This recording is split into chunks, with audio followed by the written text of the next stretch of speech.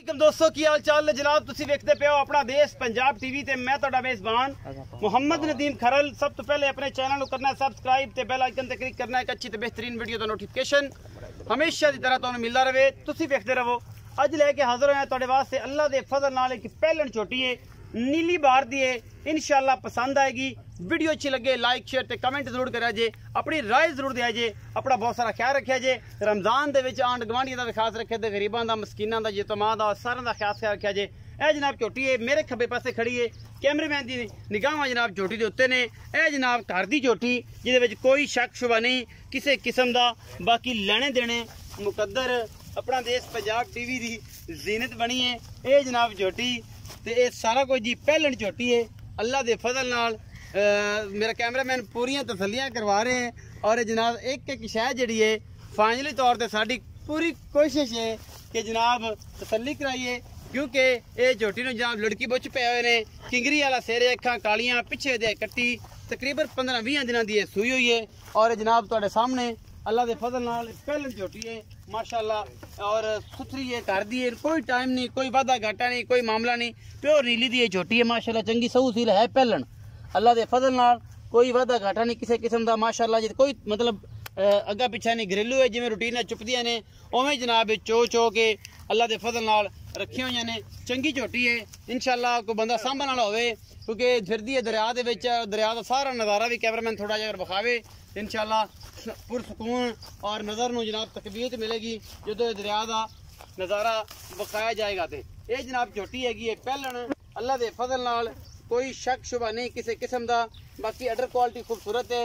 अगर कोई सियाना आदमी इस झोटी को संभाले इंशाल्लाह ये झोटी मेले ला देगी और इंशाल्लाह 14 तो 15-16 किलो दूध को ले लेगा अगर कोई संभाले तो। मैं नस्ल जात तो बड़ी चंगी है पिछे दे कट्टी 15-20 दिनों की सूई है। कैमरे मैन ने तसलियां कराई हैं तो तुहाडे सामने बिल्कुल चरण वाली बार दे विच कोई वादा घाटा किसी किस्म का नहीं। और जनाब नीली बार दी शहजादी है पिछे दे कट्टी। आओ जी भाईजान इत्थे आओ मक्खन दे पेड़िया। अस्सलाम वालेकुम जी। वालेकुम सलाम जी। भाईजान की नाम है? मोहम्मद रियाज जी। मोहम्मद रियाज भाई रियाज दसो झोटी वाटे घर दी है जी? जी घर दी है। घर दी किन्ना सुआ सुई? ये पहले है जी। पहले है। अच्छा भाई रियाज ये दसो कि ये झोटी पहला सुआ किन्ने दिन दी सुई हुई है? इन हो गए 10-15 दिन दी सुई नहीं जी। 15 दिन दी सुई हुई है जी। अच्छा ये दसो भाई रियाज मेरा दिन छुटिया? नहीं जी अजे नहीं छुटिया। किन्ना दुध इस टाइम चोंदे पे हो? सारा 10-12 लीटर चोंदे पे जी। 10-12 किलो दोवां टाइमां दा जी। बच्चे नु चुगा के जी। अच्छा 10 तो 12 किलो पक्की गल करो बाहर आए के 10 है? नहीं 12 कर लो जी। 12 कर ले निचोड़ दुध? हां जी। अच्छा ये बाकी ये दसो कि इहदे कोई छट्टा फोरा वादा घाटा? बिल्कुल कोई फोरा शवारा नहीं अल्हम्दुलिल्लाह। वंडा शंडा पांदे हो कि पट्ठे पुठे दे? नहीं पट्ठे दे जी। वंडा वंडा कोई नहीं घरेलू है जिवें रूटीन ना जानवर चलदा है। मुंह दे चेहरे ते खड़ी जी। मुंह दे चेहरे ते जेड़ा तुसी पट्ठे छट्टे पांदे हो सारी गल बात ओदे ते ही है जी। 12 किलो दूध। हां जी। अच्छा ये की मोहब्बत प्यार वाला मुल कर दियो? प्यार मोहब्बत जी 3,60,000 रुपए मंगदे। इतना मुल क्यों है? मैं माशाल्लाह बड़ी चंगी है ना जी। मैं चंगी है। हां जी। इको रंग दी है 3,60,000 रुपए मुल है। ਇਹਦੇ ਵਿੱਚੋਂ ਕੋਈ ਲਾਡ ਪਿਆਰ ਵੀ ਸਾਰੇ ਜਾਨ ਤੋਂ ਪੁੱਠੇ ਮੁੱਲ ਹੋਏ ਪਏ ਨੇ ਨੀਲੀ ਬਾਰ ਚ ਕੀ ਗੱਲ ਹੈ? प्यार मोहब्बत को कर लवांगे माशाल्लाह। मैं अच्छी है जी। मैं चंगी है। हां जी। ते है भी चंगी ते बाकी तो तुसी अल्लाह खैर रखे ख्याल भी नहीं जा करते पे। हां जी। सोहनी सुथरी ते है पर ख्याल कोई नहीं। मैं बस पट्ठे पुठे दे गरीब सरे भी मुंह दे चेहरे ते खड़ी है जी। मुंह दे चेहरे ते खड़ी है जेड़ा मुंह दे चेहरे ते है वही है। बाकी कोई मुंह जे तो पंजाबी च कहते थुक भी नहीं छुट्टी। ते ये जनाब 3,60,000 रुपए की डिमांड करते हैं।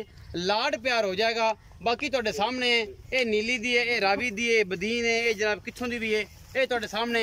वीडियो अच्छी लगे लाइक शेयर ते कमेंट जरूर करा जे। अपना बहुत सारा ख्याल रखा जे। मिलांगे अच्छी और बेहतरीन वीडियो दे नाल। अल्लाह निगहबान।